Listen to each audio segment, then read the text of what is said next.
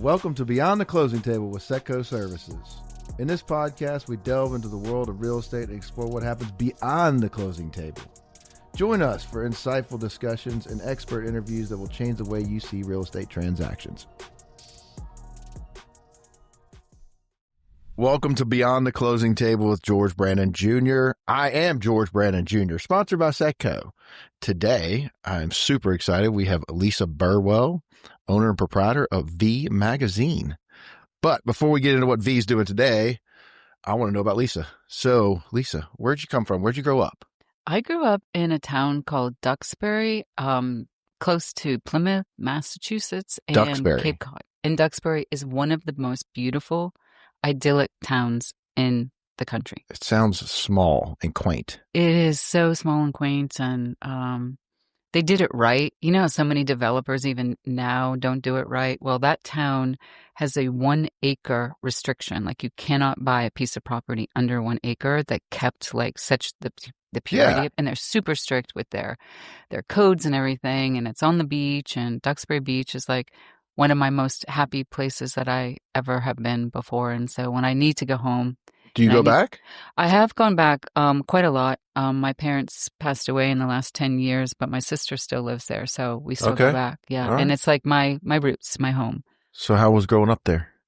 It was amazing. It was, in hindsight, like one of the best places that I could have ever been reared. You know, it was just almost, it was perfect, obviously. But I was born in Boston, though. Okay. And I'm the oldest of 6, and we're all like a year and like 2 months apart or something like that. And my dad moved us down there when I was 12, because at that time in Boston, school busing was starting to take shape. Okay. And he was worried about like us being bused into a part of Boston that, you know, he didn't feel comfortable with us going. So he kind of ripped us out of, kind of like the inner city. We had a nice house there, but it was no Duxbury. No Duxbury. No, Okay. No way. So what did your dad do? He was an electrician for Okay. the Boston Edison company that's now defunct. Now it's changed into something else. I don't know what the name is, right? But he could pull up and move y'all. Is this kind of like a suburb, or is it how far away from Boston? It's 30 miles away from Boston. It's a suburb. So he commuted? He commuted. Okay. Yeah, and he had to be there really early. And my dad was a wild character that I didn't appreciate until maybe like the last 10 years, when I really understood like what a cowboy he was. Okay. And what a hard cowboy in Boston. Yeah, like, I mean, just like he was so strong and tough, and like, you know, Irish stock, but like tough, and could weather so many things. And he actually bought a lobster boat. Okay. One day he went out lobster fish, and then he decided he wanted to buy one, went to Canada, bought a boat. We're all like, oh, we're so confused. Like, we don't understand what's going on.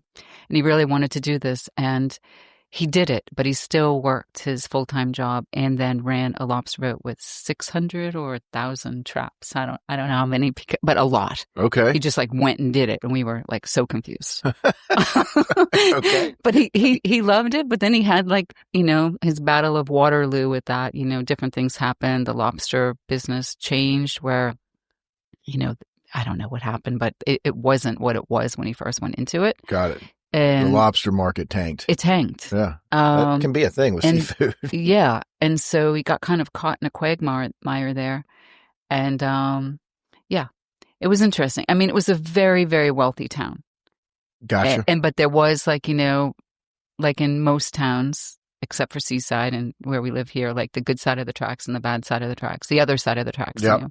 So it was interesting. It was interesting to be in such an affluent place, but like then coming from where we came from, it wasn't we didn't live in the most affluent part. Loved our home, had a beautiful property, but like relatively speaking, it was not like Washington Street, which was like, you know, the street that you could be on. The place to be. The place to be, yeah. But so it was good. It was good. Did you feel like disconnected at first, or were you? At first, Well, yeah, it was kind of frightening to just get in a car in the middle of the night, basically, and be uprooted. But I'm sure like any kid feels like that when they're being uprooted. And then to go to a brand new school.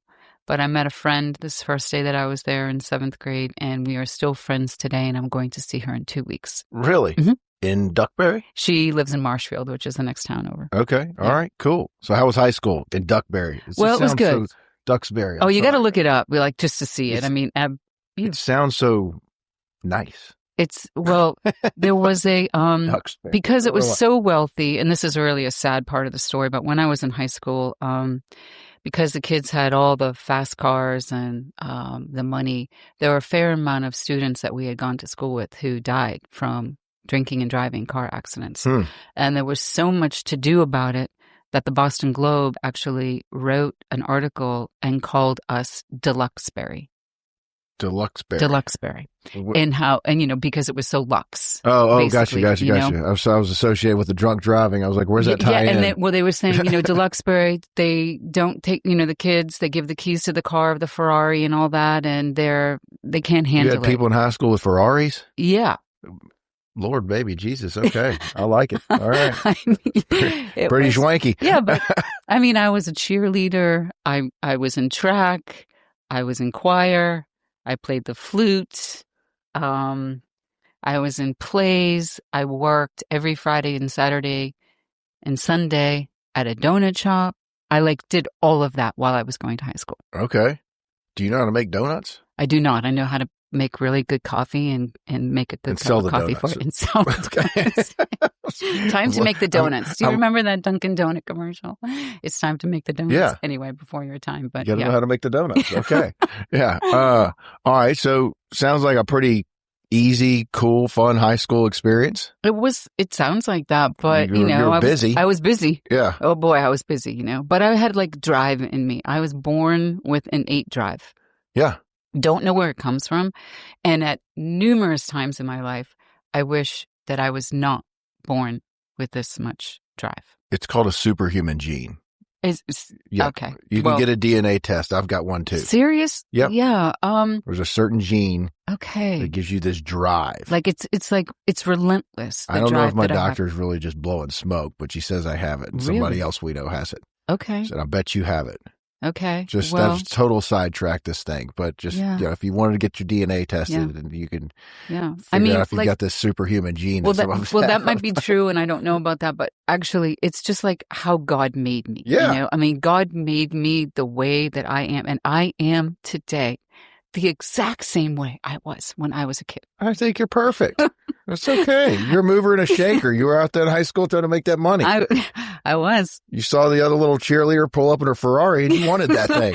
Yeah. Actually, yeah. I just wanted to do things. I wanted to create things. So where did we focus that energy after high school? Did you go went to off? College. Where'd you go? I went to Suffolk University in Boston. In Boston, okay. Mm-hmm. And I loved college. Absolutely loved it. I worked many jobs when I was in college also, but I was a communications and speech major, and I minored in journalism. Okay. And what I think is so funny about I'm doing a lot of look backs in the last year or two, and I'm like, oh God, is that when a lot of people get older, they I remember when, but reflection, right? Yeah.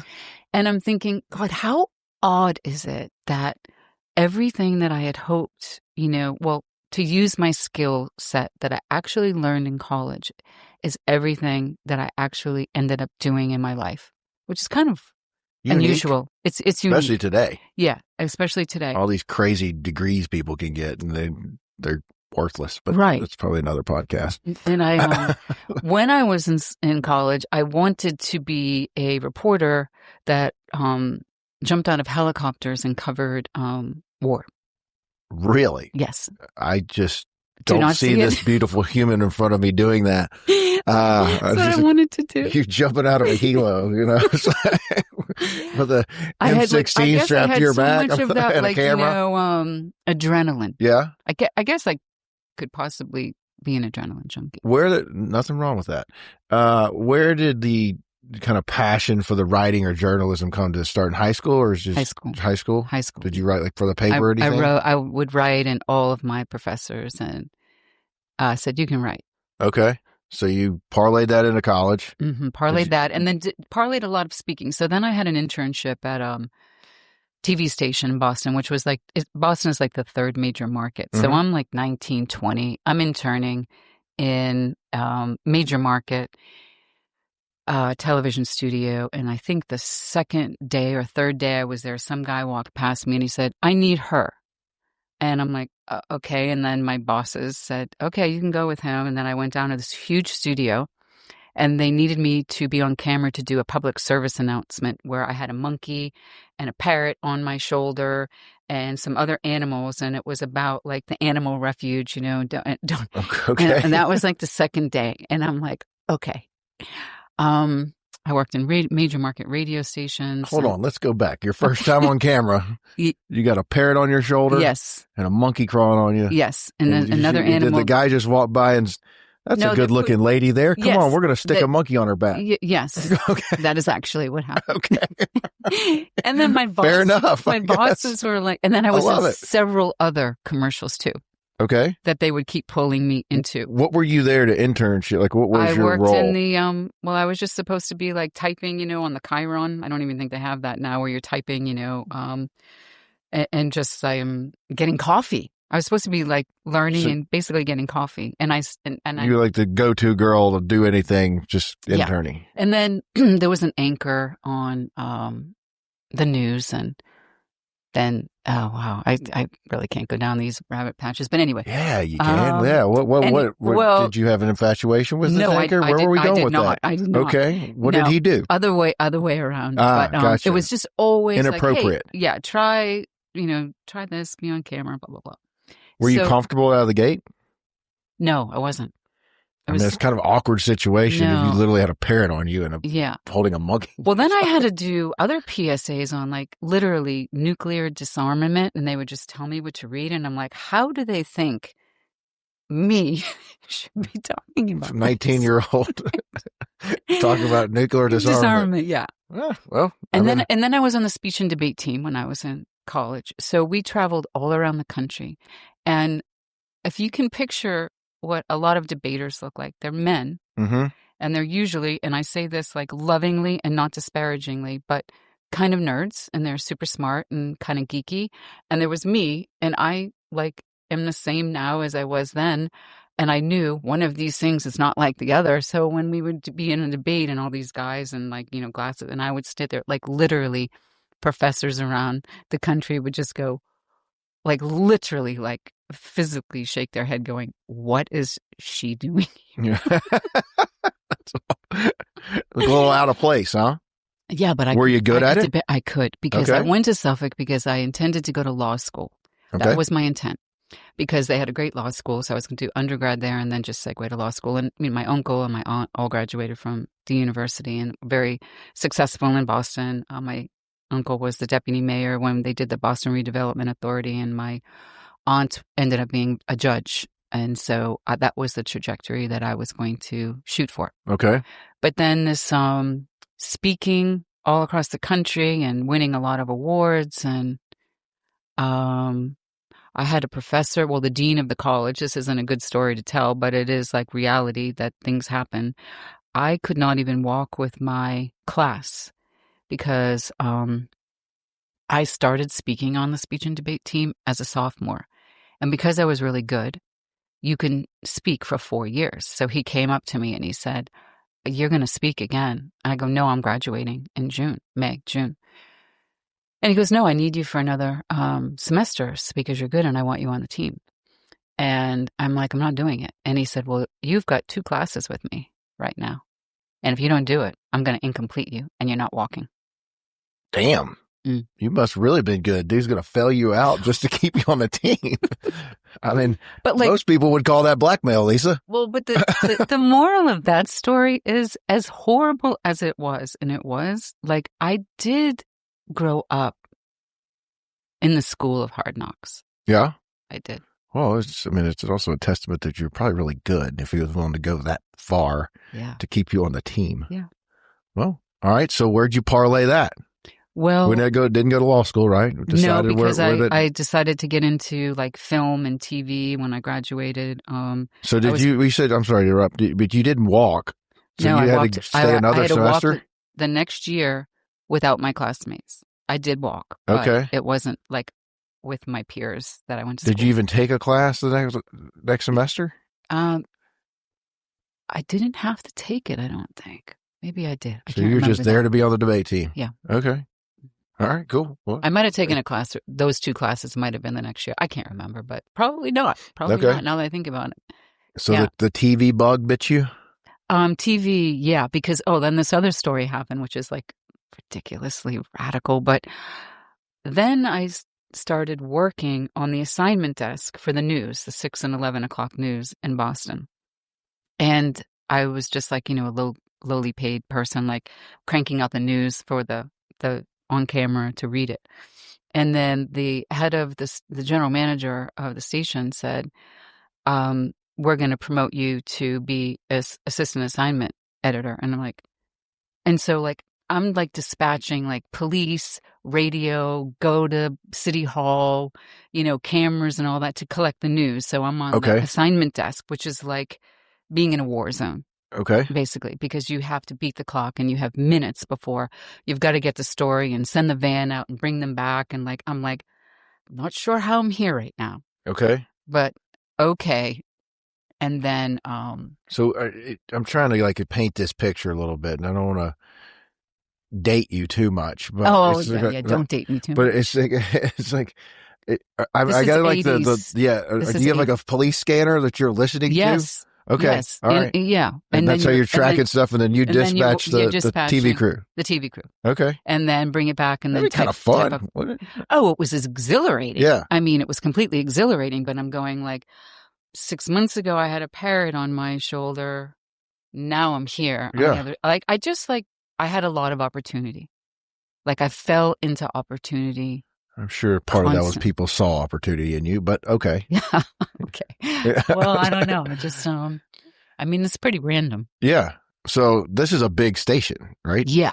Okay. Huge. All right. So you're on dispatch assignment desk. Where we go from there? Then I went to a smaller radio. So then I left that job because the actual assignment editor didn't want me there anymore. It was messing with her territory. Yep. So, and more details on that, but read between the lines. Yeah.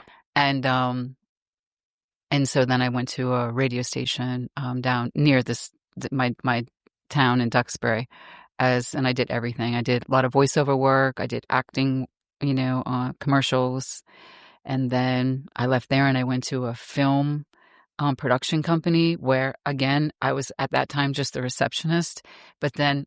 Maybe day 3, they called me in and said, let's start getting you to do some voiceover work. So it's voice. Like a lot of times when people would hear my voice way back then, I got to put that voice on camera. Huh. So give me an example of like, what would you voice over? I don't know that world. Okay. Commercials and, like read the commercials or like, let's say there was, let's say there was a commercial on like a guy talking to a girl about, buying a car, I'd be the girl. Okay. I'd be the, no, don't buy it, or let's buy the red one, or whatever. Okay. Okay. I don't know, something like that. I can't remember what they were. But then when I was there, then they would have remotes, just like they have radio remotes now. I'm sure you've had some in your business. And then the salespeople had sold a buy on this radio station for like these pools, right? Okay. And then my boss said, you have to be at the remote tomorrow at 10 o'clock. And I'm like, okay. And wear a bathing suit. And I'm like, oh God, no. So I had to sit in the pool. That was okay. That was a job. I got it. Whatever. Like you can count on Lisa. She'll get the job done. I got it. Well, did you have aspirations to be like in acting, or did you always want to be more journalism? More journalism, but like I sang. I like singing, and I sang, and that was like what I loved doing. I would have, if I could have been anything else than what I am right now, I would have liked to have been a singer. Okay. But these were just the TV spots and that stuff, just happenstance. You weren't trying to be an actress. Well, I mean, I did go and try to work at the TV station, but because I wanted to be a reporter. Got it. And I was still on that track, to be a reporter. But I guess no matter where I went, if there was a microphone in the building, somehow someone was going to put me in front of them. Okay. So, all right, we're sitting in a pool with a microphone. Where are we going from here? There's no microphone in the pool. No, I hated that. You were promoting the TV station? For the pool? For the pool. No, the pool company. No, the pool company, because, they bought $30,000 worth of ad space on the radio station. So you did a remote. So I had to do a remote, and I had to be there these pools are great, like Carol Merrill, whatever. I love it. All right. So you're at a radio station at this point. Where are we going from there? And then we went to the production studio where that was a big deal, and that was on Newbury Street in Boston, and that was fun. And then they sold the building and they gave everybody severance pay. And I was the happiest I might have been in my entire life because I had severance pay from a ridiculous lowly job. But I got to sit on Duxbury Beach and get the best tan I've ever had in my life with my severance pay. And I was happy. Just chilled. Okay. What was the production company? What did you do there? Oh, well, first and last time you chilled ever? We live at the beach, Lisa. You don't ever go chill anymore? Not that. Okay. Not to the degree of that summer, which was my best I'm guessing you had a good time that summer. I did. Okay. Good for you. Yeah. Awesome. I love it. Yeah. Wish I was there. Sounds fun. It was so fun. I mean, I always have had fun, but that was a fun time. I got you. Mm-hmm. So what did you do at the production company? At the production company, I was just a receptionist. Oh, okay. But every time I was a receptionist, they would take me out and then they would promote me to go do the voiceover work, So I would always get off the reception desk fairly quickly. I know you, I know you, where you ended up, but at this point, you're clearly smart with some success already. You keep going to the receptionist jobs and getting pulled back into the studio. Were you not trying to get at a higher level at that point? Well, yeah, I was. And so they were all good, but I guess what I'm trying to say is I didn't ever ask. Yeah. So then I went, WRKO was one of the largest radio stations in the country. And then I did a weird gig there, one of my many jobs. I think I was still in college my last year. And I sat in a cubicle space with a punk rocker, with a collar and everything, ended up being a good friend of mine. I still can mix with a lot of different people. And then this other person. And then we're taking surveys. Okay. And it's a 4 to 9 job. And at 9 o'clock, it's in Kenmore Square, right near Fenway Park. And I have to leave there at 9 o'clock and get on a train or, go back to my apartment or something kind of scary. And so my buddy, the punk rocker, he'd walk me home, get me on my train and take care of me because we were buds. And the most famous DJ in the country at the time walked by this little weird cubicle room and he would hear me talking on the phone to people taking a survey. And then he said, "Come on out here, come into my studio. I want you to do some voiceover work." I'm like, okay. And I walked into the largest TV studio I had ever seen in my entire life. It was like a living room. And he put me behind a mic and I was actually very nervous then. And he had me doing voiceover work and he said, "You have a really good voice. You really should be in radio." Okay. So did we go into radio? For a time, for a time. And then after that, I just took I worked at a huge global ad agency called Hill Holiday, which is still open today. And I worked for the creative director of so I'll tell you what it was like to work for that company. It was 3 stories high on John Hancock Building overlooking Boston. And I worked for one of the most famous and successful creative directors in the business. Okay.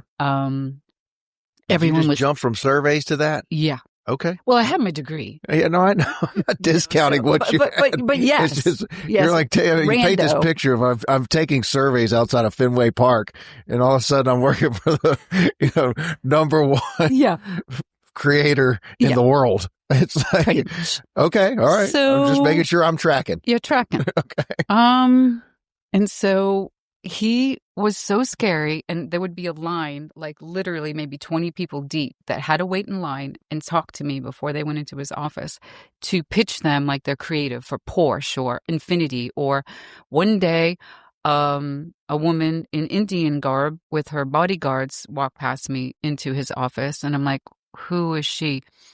She is the president. The president of India is here because we just got the advertising account for India. Okay. Okay. Do you have to promote your own country? Well, it was tourism. They wanted Americans to come. They wanted tourists. Okay. Okay. All right. Fair enough. Makes sense. I'm just trying to paint the picture. Yeah, of I got you. It's like we have a TDC here in Walton County. Yes. Yeah. You were going to ask a question? Did you ever see Mad Men? Yeah. Okay. Yeah. Well, it was like that. Like that? On steroids. Okay. Pretty much. It was Mad Men. And you were the gatekeeper. Yes. Kinda? And so then he had this tricked out Porsche, and so he go get my Porsche out, go to lunch and go in my stead because I don't feel like going. I'm like, you really want me to drive your Porsche there? So I would go to all these like fancy things that he didn't want to go to, and I said, I'm here on behalf of Dick Fantano, and I'm driving his car going, oh God, I hope I do not crash this Porsche. You got it. All right, so that sounds like some pretty good experience. It was really good experience. So he would he didn't have to do this, but he would say, what do you think of this? Like after 20 people would show them, he would ask my opinion. I'm like, he liked me. Yeah. And I liked him. He was a really good guy. Did you learn about the business there? What is good about this ad? And I would tell him, he goes, that's right. And so he just like kind of took me a little bit under his wing. So these employees of the company that are pitching him? Yeah. Like art directors and graphic designer. And then he throws it off the desk like it was crazy. Like he emptied his whole desk one day, threw it on the floor while this 20 line deep is going on. He stood up and he swore maybe the F word 1,000 times and scared everybody. And then I went in and I was putting everything back. And I go, are you okay? And he said, yeah. I go, well, you don't seem okay. You just like stood on your desk and you're swearing. He goes, I just did that so that they could feel the fear to do better. And he goes, it's a joke. And I'm like, okay, dude. I'm guessing you and the other 20 people didn't necessarily take it as a joke. Well, I did because he was the only one. I'm the only one that knew it was a joke. Scared the hell out of everybody else. Right. It sounds like right. Okay. And then all these people thought I was like important in the company because they're like, "How's Dick today? What kind of a mood is he?" And I go, "He's in a pretty good mood." I go, "He's not in a good mood. Don't say much." So all these really higher up people in the company are like, befriending me because You're the gatekeeper. I was a gatekeeper. Yeah. All right, what'd you learn there? Other than how to pump people up. Well, I'll tell you what I learned. I learned that office politics were absolutely absurd. And I learned that people were not as nice as I had previously thought they were. The very first time that I realized, wow, this is really like a dog-eat-dog world. Yep. And I didn't like it. I could see that. Yeah. And I was just like, just kind of like zigzagged throughout everything. But I didn't like it. Boston folks you're in Boston still, right? Yeah. They're not New Yorkers, but they're not wallflowers. Yeah, they're not known to be the kindest people in the world. No, you gotta have some. You gotta have some game. I'm sure there's some beautiful people there, and you gotta have some game. Yeah, to survive. Yeah, I could see that. I mean, it's even in business in the South, it's like office politics. We try and minimize it at Setco. Yes, but sometimes it rears its ugly head. Yeah, but I can imagine in that environment. Yeah, it was probably very cutthroat. Yeah, it was. Okay, all right. So you learned you didn't like office politics. No, but I had many, years to go to stay in office politics, sort of. So then after that, I didn't really like it there, and I wasn't making. How long were you there? 6 months. Oh, okay. But the reason I left is because I got this amazing job offer to be the marketing director of a huge company in Boston, which was one of the best companies you could work for in Boston, and I stayed there for 6 years before I moved down here to Seaside. Well, hold that thought. What did we do? What did we do in Boston? The 6-year company. Who was it? Share Okay, it with was us. the What'd you do? Flatley Company. He Okay. was the 20th richest man in the country, privately held company. Damn. He came from Ireland, which is my roots, so we had some synergy there because of that.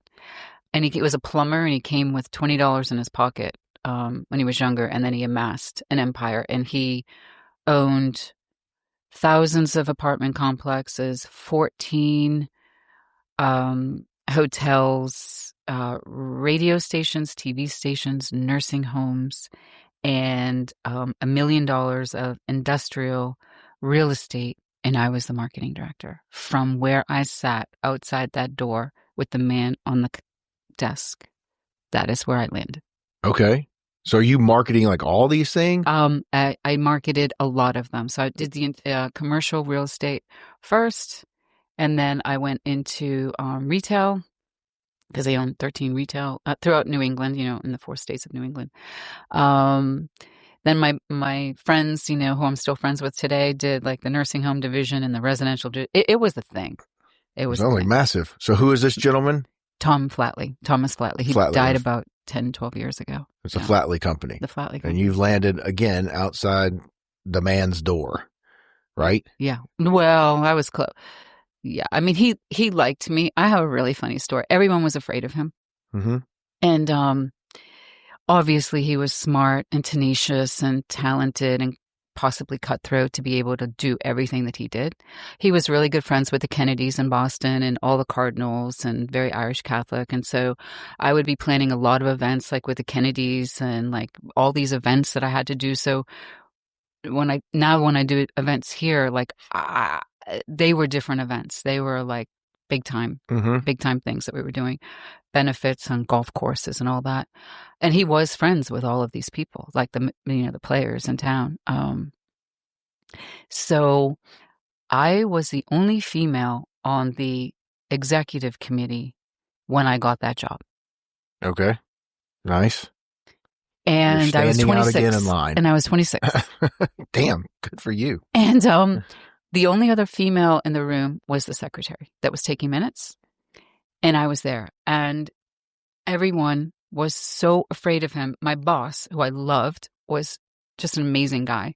And I just can't even say enough good things about him. Was Flatley your direct boss? No. Okay, this is somebody else. The VP. But you're still on the executive team. I'm on the executive team, yeah, because I was in marketing. Why do you think you got hired for the job? Because Rick, my boss, Rick, we bonded, he liked that I came from Hill Holiday. It was very prestigious. Okay. And even though I had the job that I had there, I had my degree and he liked me and he thought I could do it. Okay, cool. So I would have to say I learned 90% of what I do today during that 5-6 year stint there. And you're the 26-year-old female with a bunch of old grumpy men. Yeah. Well, they weren't that old. I mean, yeah, they were older than I was. Yeah. But so my boss, my direct boss, was so tough and so like strong and smart and capable. But when I first went into that first executive meeting, he looked nervous. And I'm like, this guy who's like larger than life, who doesn't ever look nervous, he's nervous. And then I looked at everybody else in there and I'm like, they're all nervous. I'm like, I'm not going to be nervous of him, this guy, Tom Flatley. So he's intrigued with me, Tom Flatley, for whatever reason. I can tell. And he said, I want you to plan the biggest and best St. Patrick's Day party for 400 people at the Schraff Center, which is this building that he bought that we renovated, like multi-million dollars that he would turn into, commercial space. And he said, and I don't want it to be like my other division, the hotel division last year, when only very wealthy Jewish women were there. And it was embarrassing because I was raising money for like the homeless or something. And I was so mad at him for saying that he was like wanting to look good for the homeless people that he was raising money for at the Schraff Center. And I didn't like what he said. So I looked at him with like all the confidence and bravado that I should never have had. And I said, I will guarantee you 400 of the poorest people that you have ever seen in your life. And then you could hear a pin drop, like my boss is staring. Everyone is waiting for me to literally be yelled at and fired on spot. And he started laughing. And that began our relationship. Okay. So how'd the event turn out? I'm trying to... Perfect. You already painted like the Boston Catholic, like with your boss, you like rubbing elbows. Like no one would say that Cardinals made a huge difference today, but in Boston, for sure. Mm-hmm. And I mean, I'm not degrading any of that part, but the Catholic thing. And then why all the rich Jewish women at the event? Well, because that was up in a different part of the, that was in Framingham, Massachusetts. Okay. There was a big Jewish community there. Got it. Okay. And it was at like a really big hotel, but like he said they were donning furs and diamonds. And I'm like, I just thought, and I don't care that they were doing that. I thought that was preposterous as me as a PR marketing director, that my job would be to make sure really poor indigent people were there so that they could feel good. But you need rich people to raise the money. Right. No, but he wanted for optics, publicity optics. He wanted the camera, and the cameras were there. Okay. And they were rolling, that all the people there that were eating corned beef and cabbage. And I had like a huge tricked out like rainbow with a pot of gold. I mean, like. So anyway. The event turned out well? Yes. Okay. You have to keep your job. I guess. Oh, yeah. Okay. So how'd it go? That was your first assignment there? Yes. Okay. And everything went really well. The boss man is endeared to you because you gave him what he wanted. Yeah. Punched him right in the nose real quick, and now you're best buddies. I like that. That's a good way to start a relationship. All right. So what else did you learn there? Oh, copywriting, ad design, approval, working with ad agencies. I had to hire ad agencies like $3, $4, $5 million a year. I presided over them. And so my advertising background that I had in that little job prepared me weirdly for them presiding over these huge accounts that I had on behalf of the company and events. And I just, I learned so much there. Public speaking. When we had these press conferences, I would have to, of course, be behind the microphone again and do all that. So, managing people, I had to do photo shoots, constantly do photo shoots, for brochures and advertising, and I did media buying. It was like I went to university again. Gotcha.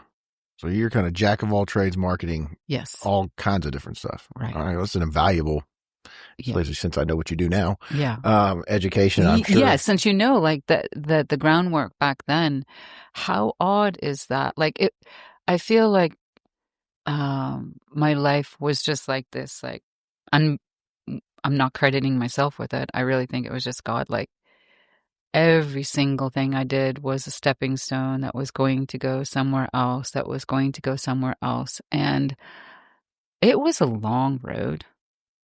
It sounds like when I'm telling the story, like fun and comical, but there were a million days in between those times that were not comical because I was just trying to figure it out. So I'm guessing you're probably making pretty decent money in your 20s now. Yeah. I mean, yeah. Okay. So you worked there for 5-6 years, and then what happened? Then I quit because I just couldn't do the grind anymore, and it was a grind. And then I got another job very similar to what I had done there for a competitor that was the Bells family, who owns the Peabody Hotel Group in Memphis. And they had an office in Framingham, Massachusetts. So I worked for them, and I was on the acquisition team to grow their hotel team and keep buying and selling hotels. Okay. I was say, like, do you know I'm from Memphis? I don't. Oh, yeah, I'm from Memphis. Oh, yeah. So you know what the Ducks and everything, the Bells family? We were actually talking about the Peabody Ducks last night. Seriously? Collateral story. Oh, that's funny. Yeah, I used to watch it when I was, Yeah. My dad would take me. We'd watch them from the roof. It's a cool little experience. Yeah, right. Yeah. And they were nice. But you were still out of Boston? I was still out of Boston. It was outside of Boston. It was in Framingham. Okay. Like maybe 30 minutes outside of Boston. Gotcha. And so then my brother, Jim, who is Abby's dad. Do we like him? Oh yeah, we love Okay. him. All right. Of course we love him. Make sure. He and his wife, my sister-in-law Renee, had Megan, their firstborn. Okay. And I had Are they still in Boston? Let me interrupt. Are they still? No, they had moved here. Okay. I mean, Jim had moved here, and then he met Renee here. And 2 years prior to that, when I was working at the Flat Lake Company, I came down to visit Jim, like in February. Mm-hmm.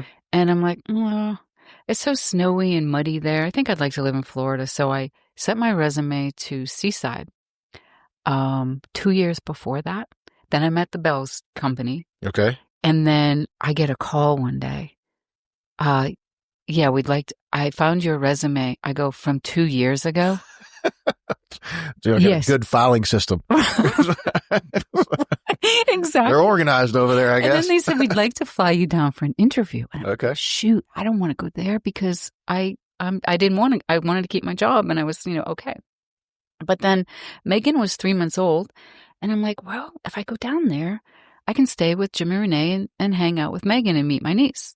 So I said, sure, I'll go. So they flew me down, and I had a meeting with Seaside from 8 a.m. until 7 o'clock at night. So you didn't really want the job. I didn't want the job. In the back of your head. I didn't want it in the front of my head, okay. In the middle of my head. Gotcha. Roger that. No. But free flight to meet your niece. Yes. Okay, cool. All right. So then, I don't even think we had cell phones back then. I think I had to call Jim and go, Jim, can you come get me? I'm at Shades, which is now Jim Shirley's Great Southern, right? Mm-hmm. And it's 7:15, and I'm looking at them going, because they took me to lunch, and then there's a drink, I'm like, all these different people. So I met with all of the merchants and all Robert and Daryl and all of the executive committee. And at the time, that was 40 people. And they had me sitting at the head of the table, and I'm looking, and there are people in flip-flops and long hair. And I'm going, wow. One of these things, again, does not look like the other. Yeah. You're probably what am I doing button here? Up, professional. Yeah, I have a cream Christian Dior suit on that I would kill for if I still had it today. They're wearing Tommy Bahama shirts and flip-flops. Yeah, but then one of the ladies, like the beach. Yeah, then one of the merchants there accused me of not doing good research and not wanting the job bad enough that I wore such a suit. And I looked at her and I said, can you imagine what you would have thought of me if I had shorts and flip-flops on? I bet you'd think the same thing. Yeah. Interesting. I'm not going to ask who that was. She's not there anymore. Oh, okay. All right.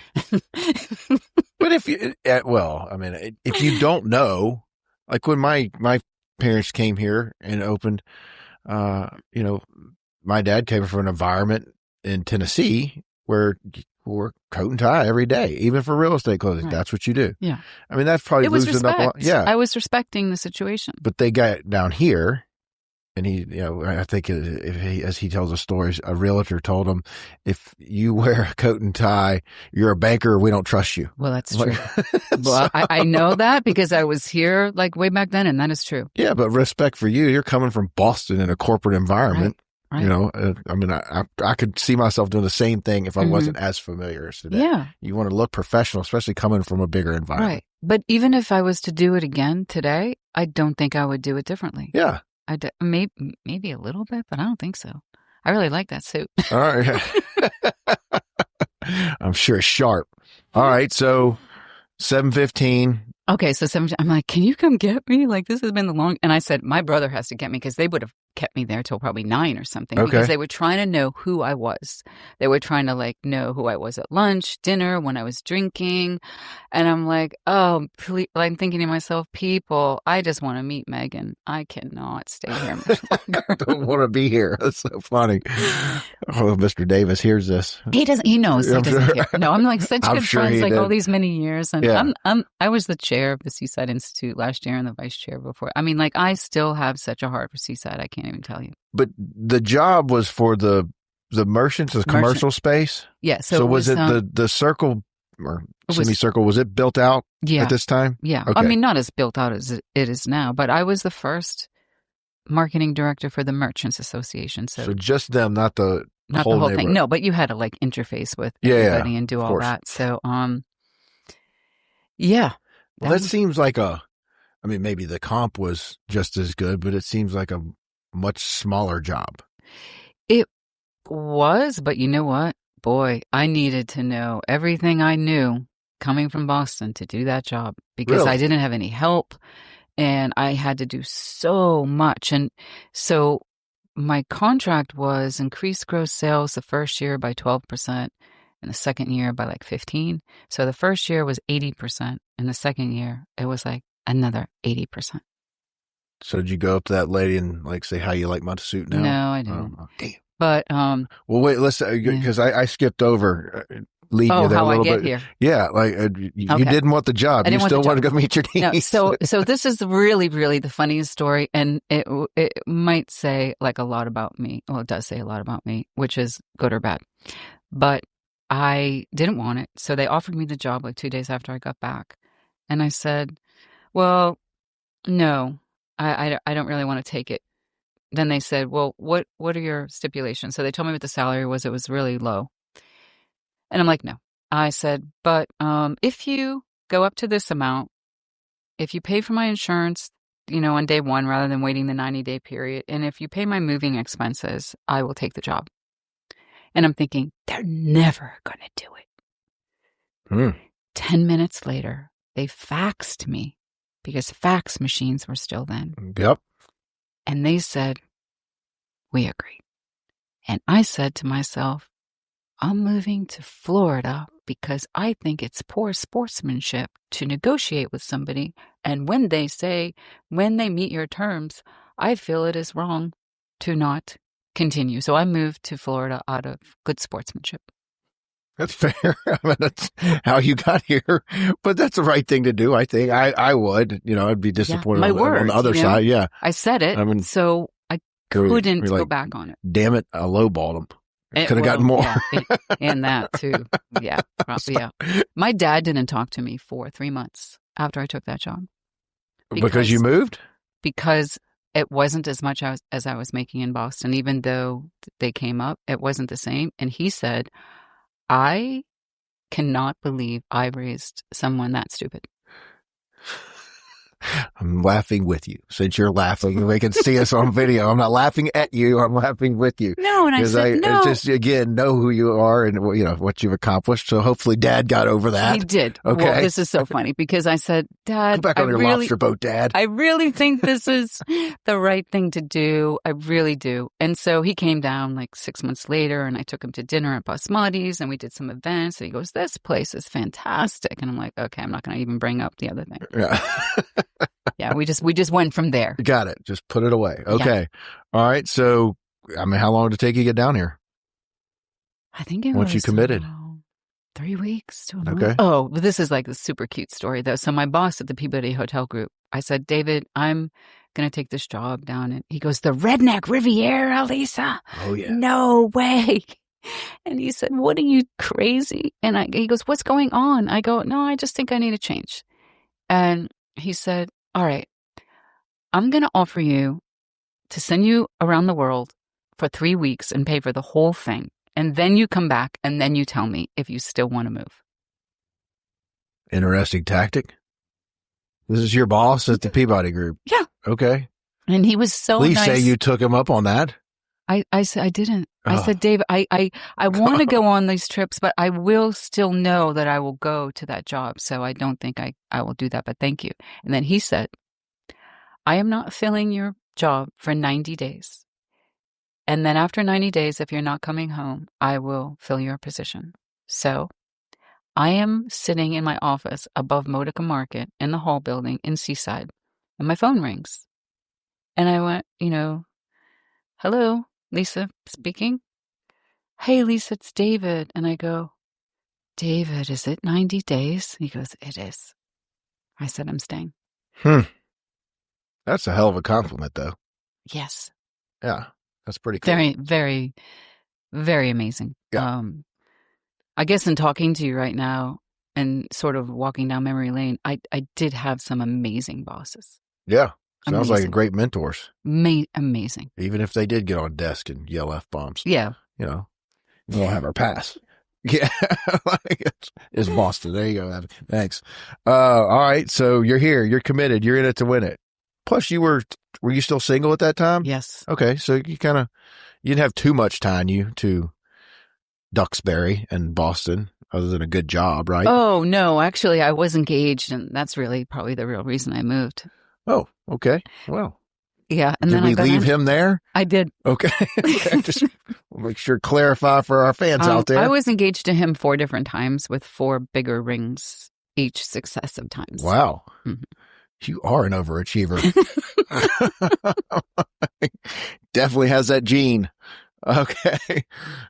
I'm guessing this is someone we dated off and on through your 20s? Through college. And finally just got rid of him by going to Florida. It was like, it was not going to work. So I think 4 different rings? Yeah. That's the pretty last damn one impressive. was honestly possibly the nicest ring I've ever seen in my life. Okay. And you still said, no, I'm going to Florida. Yeah. All right. Well, clearly now we're here. We'll get there. It's all worked out for you. I'm sure. Right. Oh, yes. I'm so happy. Still all up in good. Boston. Love crying my hubby. In the spilled Cheerios. Yes. Because Lisa ran away from me to Florida. I was just see you being like, I know you're tough sometimes, but like telling a guy to stiff arm after 4 times, gosh. Well, he was no angel. Gotcha. And Roger that. And I won't, I can't, I'll just say like it was a good thing for us, know. He went on to have a happy life. I am very happy on my walk. Incredible. So all good. All right. So you're sitting above Modica Market, day 91. What are we doing? Oh, wow. What are we doing? Well, we're having meetings with Robert Davis where he's saying to me, come into my office. And I go into his office and he said, my grandfather's 80 acres are almost all sold out. I only have 3 houses left to sell. For Seaside to continue to perpetuate and build money is only going to be with the Merchants Association. And we have to put Seaside on the map. And he goes, so what do you think? How are we going to do that? This is like for real. Yeah. Answer now. And I did. So I look around the room and I'm like, okay. He had like the most cool New York-esque progressive office overlooking, Seaside. And then all of these photographs that were meticulously framed, equally, framed from a very, very famous Miami photographer that is a friend of his, Stephen Brooks. And it was all these black and white photos of Seaside. And because of all my background that I had, in Boston and everything, I just knew marketing, right? Mm-hmm. And I knew hustle. I knew how to just go somewhere and get something. Can I ask, like, roughly what year is this? 95. Okay. All right. So it's built. There's 14, still plenty of 14 years old at the time. Yeah. Okay. Yeah. There's still plenty, but he had like sold off the property is what I'm saying. So then the homeowners are going to be, going vertical. Right. He needed just income for the. No. This is earlier than that. Megan was born in. Oh, okay. 92. I was born in 92. Okay. So, but like 93, 94, 95, I was still there. Yeah. I would say earlier than that. Okay. Closer. All right. And I said, okay, this is what we got to do. You've spent so much money on cataloging this place. It's so beautiful. And this would be a great place for a movie. So I have to put all of this in a binder and you send it to scouting agencies in Hollywood so that they make a movie here. Okay. And then a year and a half later, The Truman Show came calling. Awesome. So you literally farmed it out like scouting agencies and someone came down here? that was the idea and the premise. And that was how it was going to be put on the map. And it was put on the map. It worked. It did. Were you still there when they shot the movie? No. So I wasn't still there. I was married now, a year and a half, maybe a year and 7 months married. Did you meet your husband down here? I did. Really? Yeah, I did. Your parents too? Yeah. Yeah. So I was then, it's even then. Oh, then the pickings were slim. Believe me, I got lucky too. Yeah. Yeah. So. They were. And everyone was so worried about it. And like that was 10 years later. All the bosses, all the merchants and Daryl and Robert, they go, but you're single. Like you can't be here. Like, do you know what it's going to be like? And I'm like, I'm good. I'm okay. It's going to be fine. Okay. I wasn't worried, but they were all very worried that they would lose me, that I would go back to Boston after a year or two because of what you just said. Yeah, I think it's probably valid concern. I mean, I had 02 and I moved up to here, and this. Yeah, it was slim then. Yeah, it was very underpopulated, right? So the dating scene was tough. Yeah, it was. So then maybe 2, 3, 4 months after that, when, you're putting on like the wine festival and all that, I'm told in a meeting that Robert Mondavi, the founder, Robert Mondavi, and his wife are coming, and we're going to have Daddy? Daddy. Okay. And we're going to have a big wine dinner at Bud and Alley's for the Red Wine Festival. And Lydia Bastianich is cooking in the kitchen, famous chef. Even famous way back then. And, help organize this thing and do the, PR and all that. So I had, do you remember a long time ago on CNN, there was a show on the weekends called On the Menu, and Carolyn O'Neill, who's like a culinary foodie, hosted it. I used to watch it when I was in Boston, and I thought, oh, she's so great. And she would take you all around the world, with CNN. So I, coming from Boston, I'm like, well, I'm just going to call up CNN, ask for Carolyn O'Neill, ask her if she wants to come here. And she did. Okay. Just holler at her. I love it. And that was amazing. So was this the start of Seeing Red? No, they had 2 before me. Got it. And then I ended up doing like 4 wine festivals after that before I opened my own company. So when I left Seaside, it was to open Cornerstone Marketing and Advertising that I still have today, known as the Idea Boutique. And that was 13, 14 years old before I opened the magazine. Okay. So I opened my own marketing company. So you were just Seaside a marketing was my contract. first client. Got it. Yeah. And so when I had them as my first client, which is a story, I have so many stories. Well, are we going too long? No. Okay. This might be a 10. Not unless you get hungry or something. 10 hour. We're okay. That's fine. I'll have to kick you out before 2. Okay. No problem. Okay. Yes, I have to have a meeting at 2 as well. Thank you for reminding me that. No problem. Yeah. Wait, what's the story though? How did you transition from Seaside employee to contractor? So after all of that, it was really hard, because I was from a different place, It took me a little bit of time to acclimate, I mean, or for other people to acclimate to me somewhat. I mean, I had a good time and I was friends with everybody, but to some degree I was a fish out of water. You don't have a heavy Boston accent. No, because when I was in college, if you had a dialect or sounded like you were from somewhere else besides, just like white vanilla, middle of the country, you were shaved points. So my coach and the dean of the communications department got me a speech coach. So to knock the Boston accent out of me. So you used to have one? Not as bad as Bostonians because we lived on the Cape. Yep. But it was still there. Okay. Interesting. But like at the time, people like in the city were like, you don't even have an accent. And then I would listen to some things like that when I was on these, I go, oh, I had one for sure. Yeah. So. Interesting. Yeah. Yeah, I've heard of that. What is it? Non-regional dialect? Yes. So you just got to be, as you put, vanilla. Yes. So yes. Good for everybody. Yes. Now you're thrown down here and then redneck Riviera and everybody's got Southern draws. Oh, right. And then when Robert first met me, he said, I want you to do all of our radio commercials. Like in a meeting, it was just like, you'll be the voice of our radio. And so then I would go do the radio commercials like all over town for Seaside, for the Seeing Red and all that kind of stuff. So every single place that I went, it was like, you would be a good voice for us. Yeah. So, I can see that. I'm enjoying this lovely voice right now. So when did you transition or decide you wanted to, what triggered that in you? You wanted to do your own company? Well, let me tell you one other story that kind of was like possibly the beginning of the end of like too much pressure or politics. And that is, I love creating things. I have a God-given gift for what people are looking for some aesthetic taste and style. And I don't like people telling me what I can and can't do because I have my own opinion. So I knew like I was going to open my own company at some point so that I didn't have to like keep being under like the corporate pressure of be good, but don't be that good because I don't like it. Okay. Okay. Yeah. I just wasn't into it. Okay. So makes sense.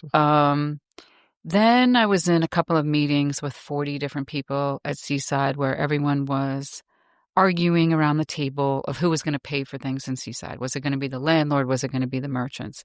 And everyone was fighting all the time. So I went back up to my office above Modica Market and I said, oh, dear Lord, I have a 2-year contract. How am I going to stay here when everyone fights? I don't want to listen to everyone fight. And then I got in front of my computer and I'm like, how can I find money that isn't their money or their money so that everyone can coexist peacefully? Mm-hmm. And I went, so in Massachusetts, there's a joke that everyone knew for years that we nicknamed Massachusetts Taxachusetts. Mm-hmm. And so I'm thinking of that and I go, maybe we could put a half a penny on everything that's sold in Seaside. And that goes into an account and neither one of those two fractions have to pay for it. And that's what I invented. Really? Yeah. So what A&E fee, right? Yes. Yeah. Mm-hmm. Trendsetter, you're killing me in Grand Boulevard. I know. I know. Keith Howard asked me to go to lunch. You went with me one time, Abby. Every year for 6 years in a row, Keith would go, tell me about this A&E fund again. I go, Keith, I told you about it last year and the year before that and the year before that. I go, you really want me to tell you about it again? Okay, I will.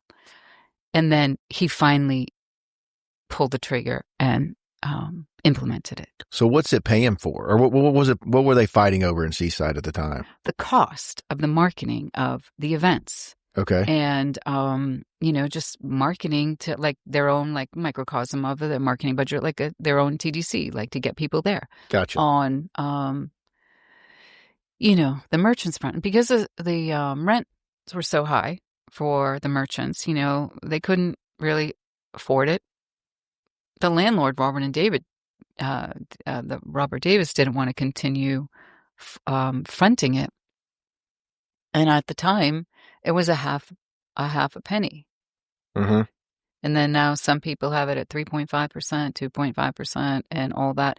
I was out to dinner the other night at Cuvée Beach, and we had a great dinner, and the nicest waiter, and he came up to me, it was my birthday, and he goes, oh, I took your birthday cake off. I go, oh, you dessert off. And I go, that's sweet. You don't have to do that. He goes, and I can take this like percentage off the A&E fund for you too. I go, you know what? I invented it, and I think that would be poor sportsmanship for me not to pay it. So keep it on. I didn't realize you were the trendsetter. I may have prepared a little more to ask you more about this thing because they all have them now. I know. So you literally came up with that? You had never heard it anywhere? No, I just made it up in my head because I didn't want arguments. Well, somebody vetted it legally. So they had a vet. Well, then I said, after I presented it in the meeting, I'm like, look, I'm not a lawyer. So you got to run this by your lawyers because I think it's a good idea. I think it has merit, but you take it from here on the legal part. And they did. All right. So you created the A&E for all of us. So we all get banged up now. Thanks, Lisa. You're welcome. I know. Yes, but it can't be removed. So I know. I don't. I'm kind of like you now. Not that it created, but it's supporting our community. And if they're marketing more people, that all trickles down. Yeah, as long as it's appropriated properly, I think it can be really great. But I get where I know what it is now today, of course, and how it's used. But I could see. I never knew really. I guess I know what the Howard Group or been told what they do with it. And, to promote the events, like, and they have a lot of events. And some of the stuff that I participate in. Right. But, the tension of who's going to pay for that between landlord and tenant. Yeah. I could definitely see you sitting in the meeting and just say, look, I need a budget. And they were fighting over it the whole time. The whole time, every Thursday. Yeah. And I'm like, no. And maybe if I didn't have a 2-year contract and I could have quit to get away from it, I would have, but I didn't. So I had to think of some other idea. Yeah. All right. Well, you got your budget. Okay. Mm-hmm. So when did you decide it was time to go out on your own? So after like sort of all of that, the Seaside is still like a fantastical place. And I want to like say this so that people I give it the legacy honor that it's due. When I'm talking to Robert in one meeting, he and Andreas Dewani, master plan, or of Seaside, Then Prince Charles called them up and hired them to come to England to help them master plan his 800-acre community called Poundbury. And Really? yeah. Okay. And if we're worldwide now. Worldwide, and so then there's a huge book and that Prince Charles wrote at the time. So now, and then he founded this Princess Foundation. So 2.5 years ago, I went there with on the behalf of Seaside Institute with the executive director and my editor. And we went to this international Making Cities Livable conference, and we were representing Seaside Institute and Robert. And there were land planners from Paris, obviously, England, Saudi Arabia, like everywhere. And everyone's going, and I said, oh, Lisa Burwell with Seaside Institute. They go, is Robert Davis here? And I'm like, no, he's not. Like, we're here on his behalf. And oh my God, I love Robert. I interned for him. I was at Auburn. I went here, Canada, all over the world. And I'm like, wow, I wonder if they know how famous they are worldwide for being the father of new urbanism. Because they were the first ones to do it in that detail, right? Yes. Okay. Yes. I know there's a book in the hallway out here about it. Visions of Seaside. Yeah. And so I've had the great pleasure of having so much history. And I used to do tours every Saturday and Sunday at Christmas from 10 until 4, where it was on the hour, and I would take people on tours in Seaside, and then I go to Bud and Alley's and have a glass of wine going, oh, that was a good workout, because I just worked out from 10 to 4 walking the whole time. And so I did the tours? I did the tours. Yes. Okay. Because I invented it. I go, tours would be great. And yeah. I go, who's going to be the tour guide? Oh, I'll be the tour guide. Okay. All right. So, yeah. All right. So you stepped out on your own, or was that kind of a mutual thing? Oh, so then I pitched them. I said, hey, after the 2 years was up. Oh, no. Gosh, no. It was after the year. It was only 1 year. It was after the year. And I said, hey, I want to go out on my own. I want to open my own company. So you only been there for 1 year? 1 year. Okay. All that happened. Okay. And a lot more in between that. Yeah. You're very active. Okay. So I said, I want to open my own company, and I will do the exact same work I do for you right now, just taking off payroll, and I want a retainer, and I'll honor my 2nd year contract that way. So everybody met in a room, I think for 8 hours, deciding if they were going to let me do it or not. And I was renting at a really cute little house in Ruskin Place at the time, idyllic life, right? Walking to work and Ruskin Place. And I did not know the entire day whether they were going to say yes or no. And if they said no, I was moving back home. And I had no idea. And then they came and said yes. And then they said, who are your backers? We want to know who's backing you. And I go, I don't have backers. Oh, you must have backers. Tell us who they are. I go, I don't. They go, so you just did this, and you were maybe if we said no, going to leave? And I'm like, yes. Fair. And then I launched my company. They meet for a really long time. Yeah, a lot of different people had to buy into it. So they had to probably meet with 4 people, and then an hour later, 2 more people and all that. Gotcha. And it was a merchants association that they all had a vote in. So they had to vote everybody into the vote. Oh, they all had an equal vote. Gotcha. Okay. All right. So you launched Cornerstone, right? Mm-hmm. Cornerstone Marketing. Okay. Yeah. So no backing. No backing. But did somebody approach you with this idea, or I made an outside? No. Okay. So you didn't have anybody. No. I mean, I'm sure they didn't want you to go, St. Joe. Well, no, and I couldn't do that but because I would have been breaking my contract with them. If I see, I wasn't breaking my contract. I was reimagining it. Gotcha. Can I use that in real estate? Yes. Yes. Yeah. I'm going to reimagine this contract for you. It'll fix everything. It's very effective at times. Yeah, sounds like it. So there was no one else that approached you about doing anything outside of what their scope of work for them was. Okay. Yeah. Well, I mean, you definitely have more clients now. So, well, no, but that year that I did launch it, I did get clients that year. That was fair game because they knew that I was launching a company. So Did you have a clause or anything preventing you to like work with another neighborhood? No, I could, because I worked at Caroline Beach. Okay. They were my client. I had Marina Cafe, and I had Lovelace Interiors in the first year. Really? Plus Seaside. I'm going to tell Miss Susan about that. She knows. Oh, I know she knows. We talked about learning so much about you today, Lisa. All right. So you opened your own company. You got some great clients and Seaside. Where are we going? When did you decide you wanted to produce a magazine? Well, I never had a goal or desire to make a magazine back then, and before the fateful moment that I did. So I ended up having Cornerstone for 13 years after that time. Met my husband shortly after that second year was over. Kept doing my business. He's an architect. He's doing his business. And we were doing very well. We had the St. Joe account. We had an account in Savannah, Georgia. We had an account in the Turks and Caicos. Like, we had a lot of accounts, and we were doing well. Did Seaside keep you on after the second year? No. Different merchants would keep me on. Okay. But not the whole conglomeration, because they hired somebody and I trained her to be the next me. Gotcha. Okay. So it was a good transition. Yeah. And she was very good.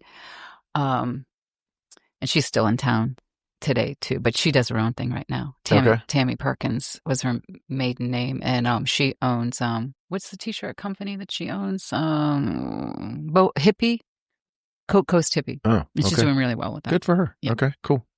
All right, so you got clients all over the world. Sounds like. Yeah, it was like really amazing. Yeah. Yeah, Tennessee, big jobs that we had, doing all of their branding, all of their website, all of their like songs. We would hire like Nashville singers to do their songs for their videos. I had a film crew out of LA going up to Tennessee. Like, it was like my Hill Holidays days. Okay. Like moving and grooving with my own agency. Moving and grooving. So word of mouth, were you advertising? How did people find you? Well, it was so small back then, like, and I was one of only like 2 other ad agencies. And because I kind of had the, Marina Cafe, Lovely, they were all like the big accounts back then. Yeah. And so having those accounts perpetuated other things. And then we won a lot of awards with the Advertising Federation. And I was doing things differently than people did here, but I was actually doing things differently than people did anywhere. Can you give me an example? It's just the way I think, where I don't think conventionally. I just usually think out of the box, where I don't even know if I can give you an example. But a lot of things you shouldn't do, and people that own a marketing company shouldn't have you do. Sometimes you shouldn't take a client. Yeah. And in those cases, I don't. Because if I don't think I can help them and they're going to increase their revenue by hiring me, I actually think that's stealing. So unless I have to be really passionate about, I can help you move the needle. Okay. So, I'd walk Most away. People don't think like that these days. But no, and they didn't think like that then either, So I wanted a good reputation, but not just because I wanted a reputation like ego-wise. I wanted to be an honorable business owner. I wanted to do the right thing. Growth. Yeah. And I wanted, like, if I was good and I had a good reputation, that reputation was going to grow me. Mm-hmm. So to some degree, that's what happened. I love it. Yeah. And, we've had outside marketing, and if you can't help me grow our bottom line or whatever my goals are for that, what are you doing here? What are you doing? Why am I paying? Yeah. So, and there's plenty of people you can help. So, all right, marketing's going well. Great reputation. When did you decide to do a magazine? Why did you decide to do a magazine? Okay, so do you know this answer, by the way? No. Did I ever tell you? No, I don't. Okay. So I intentionally did not do a bunch of research for this interview. Well, good. Well, you're a good interviewer. Because I wanted to, I enjoy talking to people and figuring out. I do too. The only past thing I had was what George told me. Okay. I knew bits and pieces, of course. Well, we did George's marketing and branding for his wine company. Oh, yeah? Okay. Yeah, the white wine company that he started. Yeah. We did that branding for him and helped him get his trademark and like all that. Well, that's why I love talking to people like yourself. I've known George for years. I had no idea all the different places he worked. Oh, yeah. I mean, He was a big New Orleans name, right? Yeah. Like, yeah. Oh, yeah. Yeah. Yeah. He's the you consummate. listen to his podcast when it comes out. I'm going to. There's Yeah. I love George and some Gail. funny details about old Georgie Barnes back in the day. Yeah. But all right, back to Lisa. So why did you, I don't know the answers, Okay, but so why did you start it? So you have to understand how well we were doing with the Idea Boutique, which it is known as today, that the Cornerstone Marketing and Advertising. Like, I had a small team of 5 people. We did so well one year that I took them all to Italy for 2 weeks. Damn. On a symposium. Were you on that trip? No, she was a little bitty then. But she was on the cover of the magazine. What? Do you not know this? Abby, pull up that magazine. Abby doesn't tell me anything. Okay. Yeah, when she was 14. Okay. She was on the cover of the magazine. All right. Beautiful. Yeah, just check this Beautiful out. cover.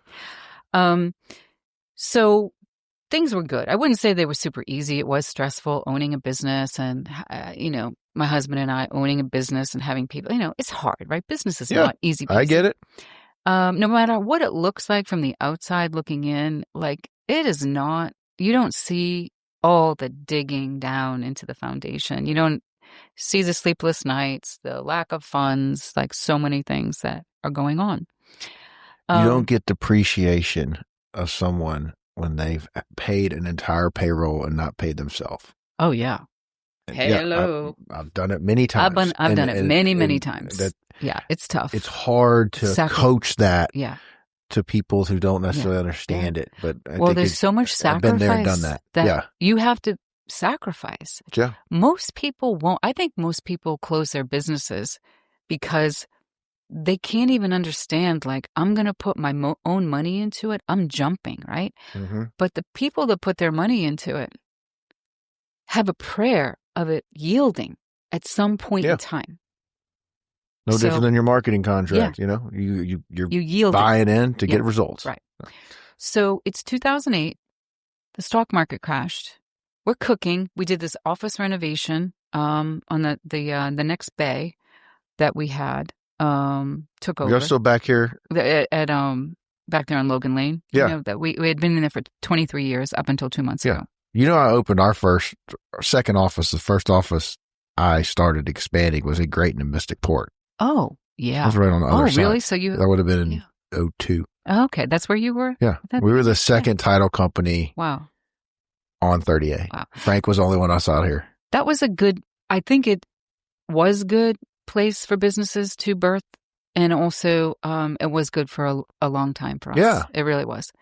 So we had the marketing company, like I said, cooking. We had like big accounts, even accounts like in Panama City that I can't even believe that we ended up. Oh, no, that was after that we got that account. Anyway. So my husband and I go home to New England for Thanksgiving. And he says, we're going to have to lay everybody off. Maybe we can keep one person. There's like 7 people there. And I said, lay someone off? Oh my gosh, that's so perplexing to me. And so I kept thinking about it over the weekend. And then I'm like, you know what? I think we're going to make a magazine. And Jerry said to me, what do you know about making a magazine? And I go, nothing. But how hard can it be? Yeah. Fair enough. Let's go. And by the way, very, very hard. Very well. Very, very hard. Very well done. So, thank you. Okay. So this is out of necessity? Necessity. Almost? Okay. Completely necessity. And necessity, but like all my ideas, like I'm so, I have a lot of gifts, that I've been given, like to think, right? Like being able to think and create, it's a gift. Mm-hmm.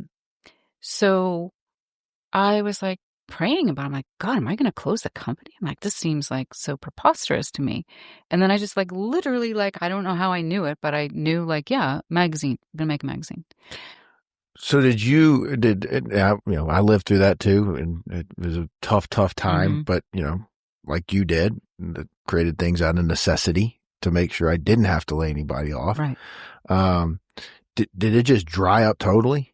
The marketing budget? Oh, yeah. So I had this account with St. Joe, a hefty account on a 2-year contract. It was like October when it crashed. Uh-huh. Our 2-year contract was closing in December.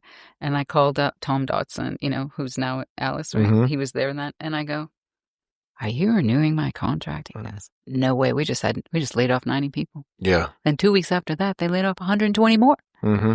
And I'm like, okay, that's going. Couple of other things. I mean, I had enough, right? But back But then, you had enough for the I 7 employees. I had enough. Yeah. Like it was squeaking by, but I'm like, Jerry, architecture faucet went off. No more architecture. So many people in our town didn't have anything at all. But that marketing company had a heartbeat.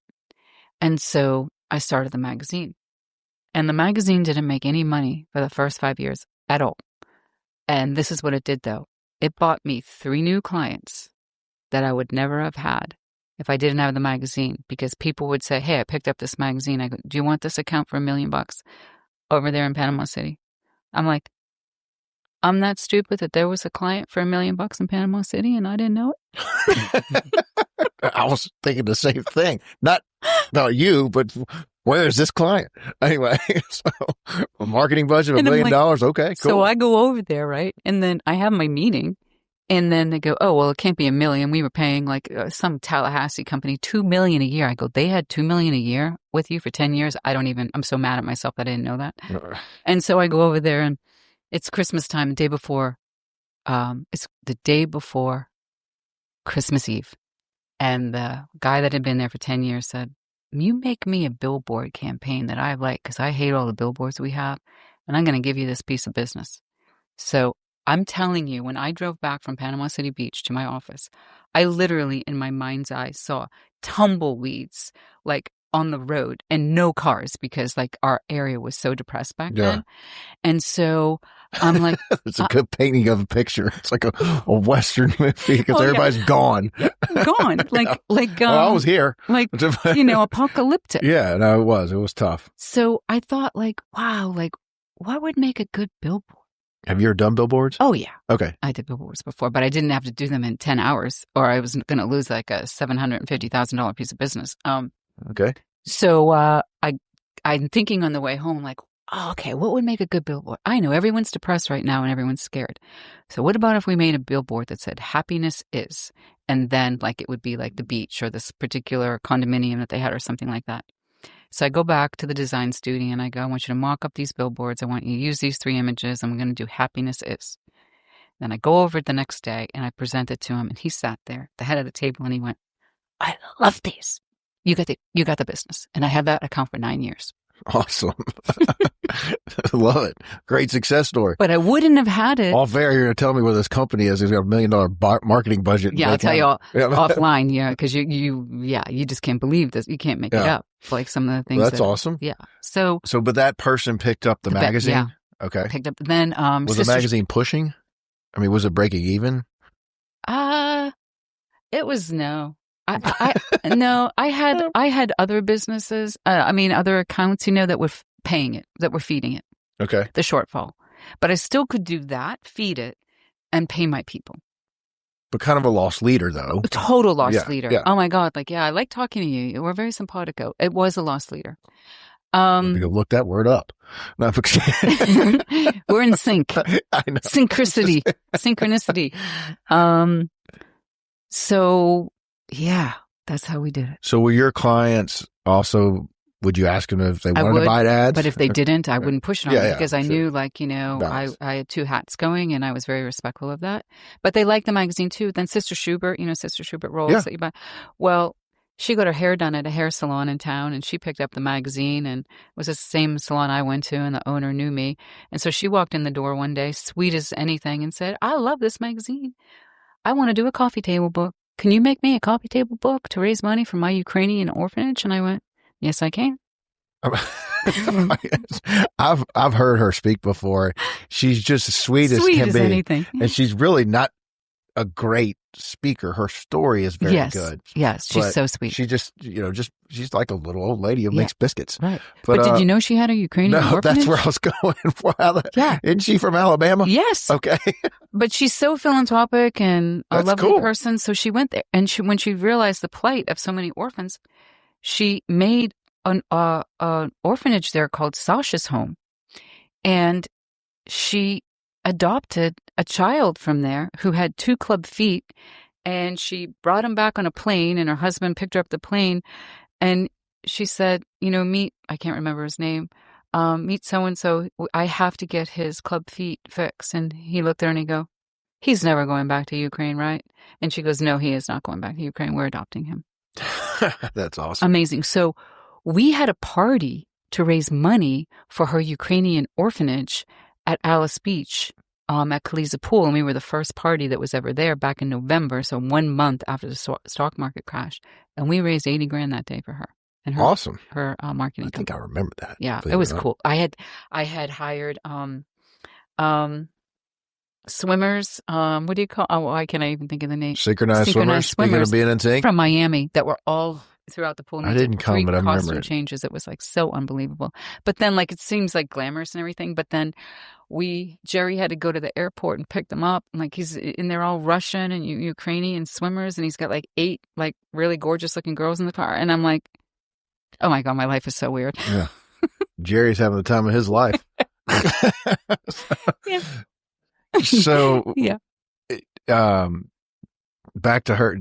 Did you did the coffee table book? We wrote it and designed it and did the cover shoot in her kitchen in Andalusia and brought it to market in 8 months and sold every single book. So it was about her? It was about her recipes? It was about her recipes, and the orphanage. And all of the proceeds of her book went to the orphanage. That's cool. I know. And we're really, really sad. Have you ever produced a book or anything like that? No. At that point? Okay. No, but it's just a magazine with a hardback book. Yeah. The premise of it, Yeah. But it was I thought I could do it, so I did it. Yeah. All right. Yeah. So we made a connection with Sister Schubert from the beauty salon. Yes. A lot of connections in the beauty salon. I'll sit there for a long time. My haircut's 5 minutes. All right. You made a coffee table book. When did the magazine start actually making money? Or was that ever the goal? It was the goal for sure. But the real goal, though, the real goal of making that magazine was to turn it into a national household magazine to rival Vogue. That's why I never called it 30A, or I never had an intonation of beaches in it, because I never saw it as a local magazine. I always saw it as an everyman magazine, and everyman like in the world, basically. And I didn't want it to be here. A lot of people enjoyed the fact that it was here and that we did write a lot about local people, and we still do, but we write about so many other things too. So along the road, because that was my vision, I had big plans for that and big visions. Like I'm going into the 18th year of making that magazine. Yeah. I never had I knew y'all were here even before I knew you, but it was always seen to be more almost nationally, if not internationally. I never thought of it as at the 30A magazine. At the beginning, it was for a good 5 years, if not more. Yeah, but you didn't have some of the other stuff in the beginning. Oh, I always did. Outside, the first. Because it was always a level. Yeah. Way, this was like the top one to me. Yeah. Simple person, Yeah. Well, we went to New York City and covered Christian Siriano winning Project Runway with Heidi Klum, and that is the first. And we got into that before I even had a magazine. I sent up a 12-page mock-up to get into the show, and they got me into the show, and I had not made one magazine yet. And then that model was on the front cover of the magazine. On your very first edition? Yeah. Oh, wow, and that's pretty cool. Jerry took pictures of like Heidi Klum and all these Vogue editors and all of that. Is Jerry a part-time photographer? Yeah, he is. He's a really good photographer. I didn't know that. Yeah. Okay, cool. So he kind of gave that up like maybe about 7 years ago. He goes, do I ever have to take another photo again? I go, no. You worked him so hard, he gave up his passion. He just was tired of doing it. He took so many photos for so many years. So it's kind of an all hands on deck thing. But the second person that I had on the cover was ZZ Top. Really? Yeah. And that was wild. But I sent my art director and a photographer who was his wife up to Enterprise, Alabama, because ZZ Top was headlining a charity event there because a tornado ripped through Enterprise back then, 17 years ago. I remember. Okay, so I'm in a meeting and I'm feeling like, let's just say, I don't mean arrogant at all, but ridiculously overconfident like, I don't even think I'm that confident now that I was then, because I needed that kind of bulldog confidence back then. But after the rocky road and the ups and downs and everything, I'm so tempered right now, and so not a high and not a low, because I've just seen so many things. So, but I needed it back then.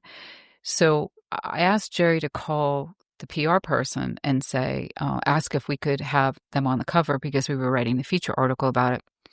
And they said, no, ZZ Top does not, the minimum that they charge is $100,000 to be on a cover, and they're never going to let you do it for less than $100,000. And then I got on the phone and I said, do you think you could just ask them? Because I sent the magazine cover and I sent the article. And I was in a meeting, and then Jerry walked into the meeting and said, I have to break up this meeting for a second, excuse me. And it was 10 minutes later, and they said, the manager called and he said, I don't know how this happened, but ZZ Top said, yes. For free? For free. Really? Mm-hmm. Do people get paid that kind of money to be on a magazine cover? Minimum. Huh. Minimum. Wow. Yeah. But for Vogue, made me to tune my face up. It's in the millions. I'm sure. Yeah. But yeah. Yeah, and then the third person was Robert Robert Redford. Magazine cover, because it's exposure for the person or whatever they're promoting. But I guess not so much. Yeah. Okay. So, but they did yours for free. Yeah, and same with Robert Redford. Okay, he was the third person on the cover, and we went up to an event. His son needed a liver transplant twice, and so his son and Robert Redford started a organ donor benefit to raise money for awareness of needing to have people be organ donors. And so we went up to Atlanta in this like old theater, and I was part of a press panel with Robert Redford and his son and a famous actress from a TV show, Desperate Housewives. Okay. She was part of the Brat Pack with them. And I'm sitting there, and I'm thinking I'm going to be like, next to God knows who, like big Atlanta papers or magazines or New York, etc. And there was just like a rag magazine from Atlanta and some like local radio station and me. And I went, I get it. The world and magazines in the world in general are not interested in little important human endeavors. They're not interested. It's not a big enough story. And so I thought, wow, what a privilege I have to be able to cover this story. So was it about his foundation? Just for me, I'm clear. His foundation to do organ transplants. Yes. Okay. And educating people on organ ownership. And his son ended up having a second liver transplant that was successful. And he just passed away 2 years ago or 3 years ago, which is really sad. And so I'm communicating back and forth with Robert Redford's people and his son, and on the cover and everything. And then they said, Robert loves this so much. He wants to know if we can have permission to like print this. I go, yes, you can have permission to do this. But I guess what I'm trying to say is, at the very onset of the magazine, I could feel that it had something that was so big and important, and that 200 magazines went out of business the year I opened VIE because of the stock market crash. And I was swimming upstream by opening one. Mm-hmm. Everything was inverted and crazy.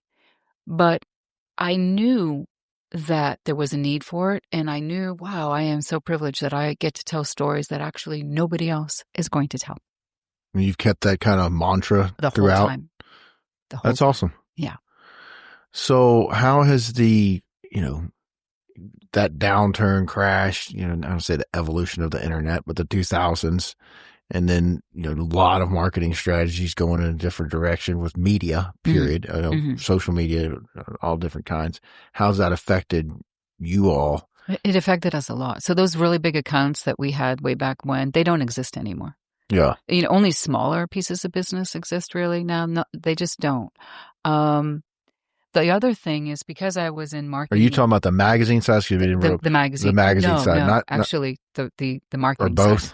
No, the marketing side. Okay. The magazine has 1 million hits a month right now. The magazine, before my eyes since COVID, has skyrocketed digitally. It's great. Yeah, but you had to stay open that long for something to Yeah, you had to happen. survive. You had to survive. Yeah.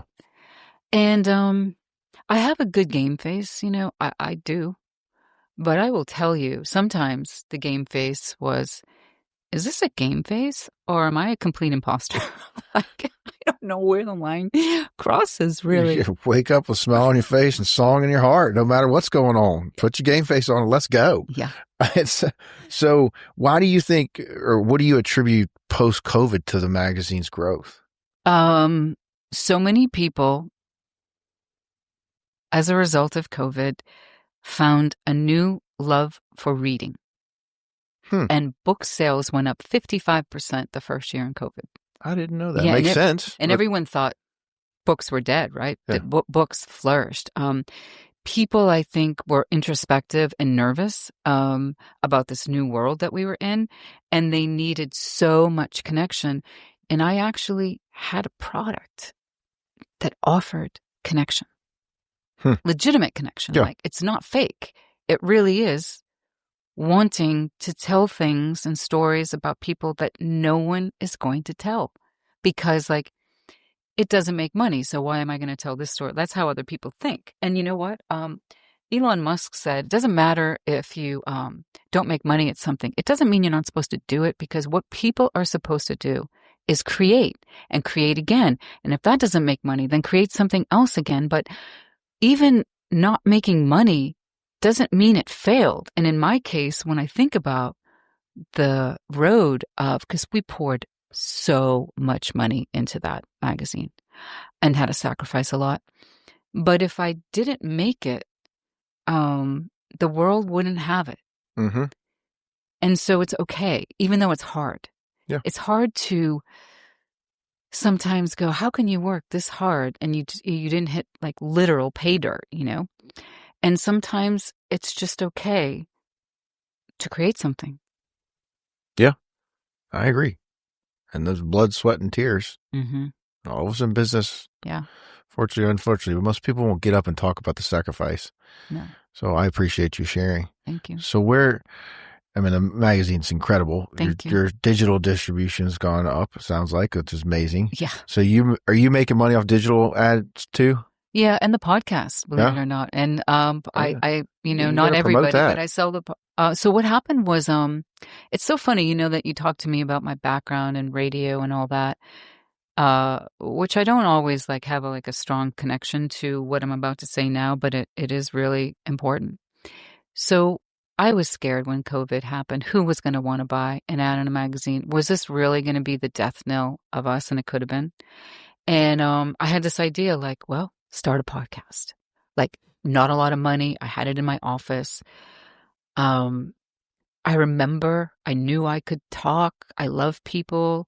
I'm just going to see, where this goes. So I just kept doing it and never charging anything for it, as an antidote to, if I can't get out of my house and see you, if you can't see me, if you don't even get the magazine, maybe this layer of the brand as part of our ecosystem is going to reach you, and then it will reach the magazine, or it'll be a layer of the magazine. And I didn't care if anyone liked it or if anyone watched it at all for 2 years. It's 5 years old right now, because I viewed it as, I'm still practicing. Mm-hmm. I'm practicing to see if I'm good at it. I'm practicing to see if somebody likes listening to it. It does not matter to me, because that moment when you're talking to somebody like we're talking right now, and I've had Robert Davis on the podcast and Emerald, just like you've had, Emerald, I find this life-giving connection that is so important. And then if you can really bottle this and capture a very authentic conversation, the entire world wants to hear an authentic conversation, because nobody is real. So few people are real. And I think podcasts have embedded into the marketplace, good, bad, or indifferent, what your podcast is. If it's real, it's going to resonate with somebody. I agree 100%.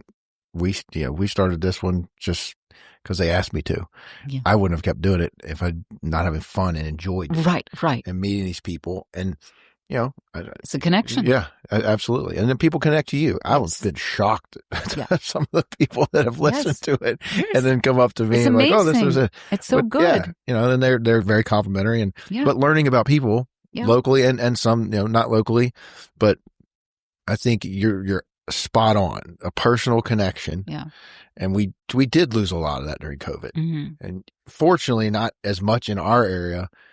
But right. There's a lot of people. Boomerang. Yeah. I mean, there's a lot of people that come to our area, Atlanta, Memphis, where I grew up. I mean, they were locked down for a year, pretty much. Mm. And I know you have plenty of people, as you know, that moved to our beautiful area because they wanted to get the hell out of their town. Right. Right. So we did well. Yeah. We were, like you were talking about COVID. I guess I was scared a different way with a massive payroll. Yeah. Looking down the barrel of a shotgun, and then a month later, we got so many orders we can't keep up. It was crazy times, but hopefully we'll never have to do that again. Right. Or at least enough people push back for this crazy shutdown stuff. But right. Thank you, Governor DeSantis. Right. So amen to that. What is, what's the next 5 years look like for Lisa? That is a really tough question. You got to keep doing the podcast? Well, yeah, I will. But, weirdly, I'm going to throw this one out there because I've been thinking Breaking about news. it for a couple months. You know what I really want to do? I want to be wealthy enough to buy huge tracts of land and make tiny houses on them so that we start paying attention to a housing crisis. Okay. I mean, it's like left field. Yeah, I didn't see that one coming. I'll be honest with you, because now you're more in my wheelhouse. It's like, okay. Uh-huh. Are we going to do this like by hitting the lottery or? Don't know. Okay. But right. I don't know. But it's just something I would want to do. I don't know. The housing crisis is, I mean, I read an article this morning actually about, there's going to be adjustment because of the national media, a lot of these critics that talk about the housing crisis, and I'm not saying there's not one, but they look at major metropolitans like San Francisco, New York, LA, where there's been flight out of some of those areas, and then they're gravitating to people with more land, but you still don't have the housing. Right. And you just definitely don't have it economically. I mean, to build a house right now is ridiculous. Yeah. The interest rates and all the things. Now they do make very efficient manufactured homes. I'm going to say mobile homes. Yeah, well, but they look like houses. No, I'm into that too. Whatever is going to be a plan. To be able to like your design or your vision. Right. And you're way more visionary type person than me.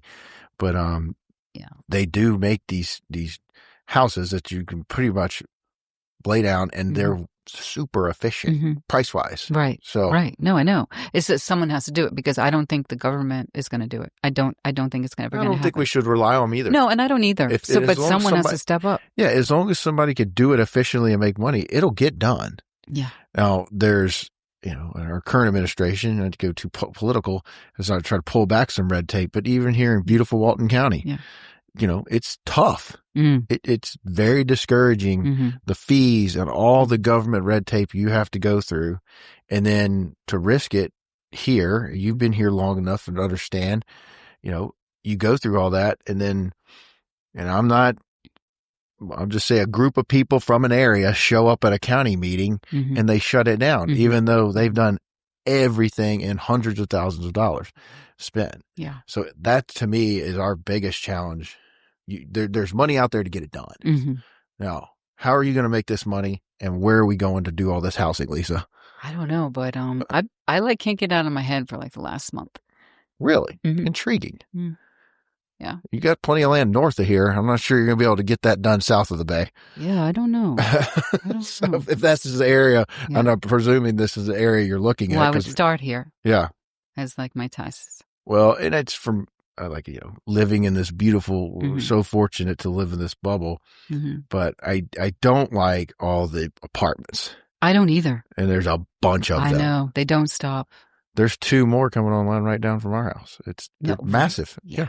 I mean, there's probably Let me ask you 4,000 this. units. You're in the business. Are they at occupancy? What is I know the going ones on? that are open are. Do we have that many people that need that We many have employees that are apartments? paying $2,200 a month for Yeah. a single bedroom, Yeah. which is kind of crazy. Mm-hmm. Yeah, I mean, that's like big city pricing, and we're in little South Walton. Yeah, it's insane. So, all right. So your next 5 years, you're going to be a real estate developer. Is that what I heard? Well, I don't know if you want to call a philanthropic real estate developer, because I don't think I'm approaching it as like hitting pay dirt. Yeah. I feel like it's a mission field Okay. of some sort, you know? What about the magazine? Is there any vision change for that, or just keep There's so plugging much away, putting out a good product? There's a big part of the story that we didn't get into, but in super short version is right before COVID, I was being courted by hedge funders in New York to buy the magazine. Another billionaire out of Charleston that we drove there to have a meeting with him to buy the magazine that owns Garden and Gun. A couple of things. And then COVID happened. And then those three people, there was a third one that I was meeting in New York. They were no longer interested because it was COVID. So I had to take a deep breath and go, okay, so I'll make a podcast. Gotcha.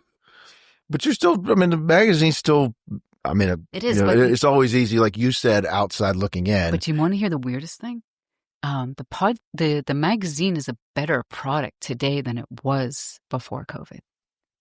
Well, It's always been better. the nicest product here. So we're out like, of this if area. it was ever ready, you know, it's ready. But it got ready with the empire, not the empire, but the ecosystem of like coffee table books and podcast and the magazine and the marketing company kind of all woven into like a media company. It's the media company that could sell. So you're still interested in making a move like that? Still interested. Okay. Yeah. Well, we're not, the magazine's not going anywhere. No, it's not going anywhere because, you know, hopefully somebody else would perpetuate it. But I don't know. I'm at a crossroads. I'm at such a serious crossroads right now. But I feel like this is really weird because I know I'm not a spring chicken or anything. I feel like my life, what I'm going to do, like for the rest of my life, is going to be the thing that I was actually put on the earth to do. And that everything up until this day was getting ready for that. Can you share that with us? I don't know what it is. You know, we're still looking for it. Okay. I have no idea. Okay. All right. I love Hopefully it. No. after this conversation, you get that that's not that crazy. No, because it's not. I started it out. Not at all. Crazy. No, but I love for you, whether it's magazine not making money or what you just said about your big idea about possible housing crisis, you have a passion for charity. I do. And Stephanie and I are very the same. Mm-hmm. And we have that definitely in common. We do. So look, I hope the magazine continues. It's a wonderful product. Is there anything you would like to promote besides your podcast and that wonderful magazine you put out there? Just saying a huge hearty thanks to my team, my current team, which is amazing. And honestly, every single crew that I have ever had, I would not be here without all of those people. Well, it was a interesting path for sure. Mm-hmm. You bounced around a little bit, but you brought you here to this beautiful beach. Mm-hmm. We've gotten to know each other. Yes. So thank you. And I will ask you if you'll come back within, let's say 6 months to a year and see if we've figured out anything out. I will. Can we do that? You will be the first one. You don't have to tell me first. Okay. I don't need that, but I want to come hear about it because that I can see your wheels working. Yeah. Right in front of me. Yeah, they are. All right. Yeah. Cool. Okay. Well, maybe thank you can Lisa. be part of it with writing your notes for it. Yeah, I'm in. Yeah. Let's go. I can do the closings. We can help out. This could be a full project. We'll just, find the money and the land. Yeah. That's it would be really important. Two big factors. I know someone that has 1,000 acres off 79. Okay. I'm thinking of talking to him. Does it start with Saint and end in an E? No. Okay. But it's near. They've got all the land up there. It ends with an E. Gotcha. Okay. You're going to compete with those old folks' homes. No, it's going to be nice. Okay. All right. Respectful. I love the idea. And that is one of the only, not only, but, area where there is land. So, all right, let you come back and we're going to keep this going. Thank you. May I say one thing? Yeah. You're a great interviewer and I really enjoyed this conversation. Well, thank you for that. You're welcome. I feel the same. Like I said, I like learning about people. Yeah. And it's interesting, especially someone who's been ingrained in this community so long, and this other beautiful human who hangs out with me all the time, and my wingman in trouble at work and home. Your wingman is awesome. So she does an amazing job. That's Abby Ryan, for those of y'all that can't see her visually looking at her. She's also Lisa's niece. So I love her to pieces. I don't know if Abby guilt tripped Lisa to coming on here, but No. she agreed to come back. No, I was So happy to do it. thank you for all you do in our community. And You're welcome. I truly did learn, a lot about you and that path. And that's what I love about this, Yeah. is learning people's path, Yes. whether it's in real estate or whatever business. We all take bumpy roads and different roads to get to where we are in life. So keep up the good work, please. Thank you. All right. Thank you, Lisa. George. Bye, y'all. Bye-bye.